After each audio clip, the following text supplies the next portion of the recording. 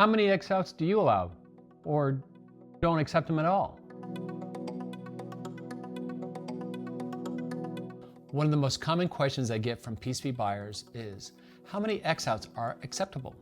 Some might say a receipt of PCB manufacturing panel or array with any X-outs indicates the supplier cannot maintain a high level of quality. However, this is far from the case. An X-out occurs when a defective board in an array or manufacturing panel of like PCBs has been shipped. The board is literally marked with an X and permanent marker to signify it's flawed. While a panel or array with 0 X-outs is ideal, the board's level of technology should dictate how often to expect this kind of perfection. If the board is single-sided or double-sided, or an easy 4-layer, then I should expect no X-outs. In fact, you should demand it. However, if it's a higher technology such as an HDI, 10 layers, blind and bury vias, scrap will happen in every manufacturing lot.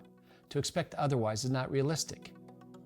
Any experienced PCB supplier knows this custom-made ion require more than 100 different manufacturing processes will have a board or boards with some sort of rejectable imperfection every manufacturing lot released to the floor. To address this issue, before the board order hits the production floor, the fabricator will release an overage, depending on the board's technology, to ensure its manufacturing processes yield the boards required to fulfill an order. The more high-tech the board is, the more overage that may be necessary to account for any fallout.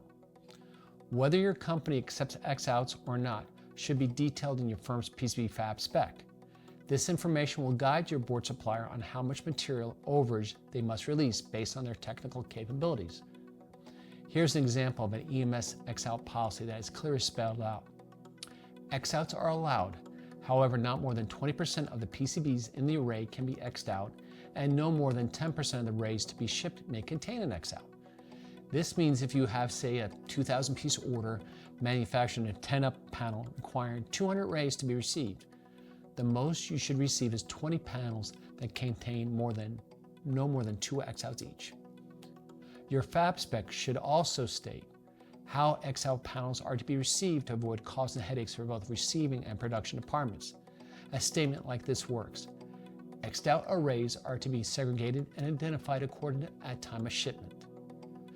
Board buyers should keep in mind the amount of real estate needed for perfect arrays, no X-out, means the overall cost of the board will be higher.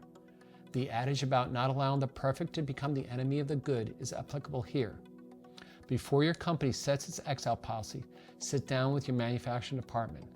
There are ways for an assembler to handle manufacturing panels with X-outs, but the department responsible for shipping quality, finished assemblies, should have the final say on X-outs. A rigid no X-out policy will likely cost you more without improving the PCB manufacturing process. In most cases, a more flexible approach is warranted. Do you want to learn more about PCB buying? Contact me at greg@directpcb.com.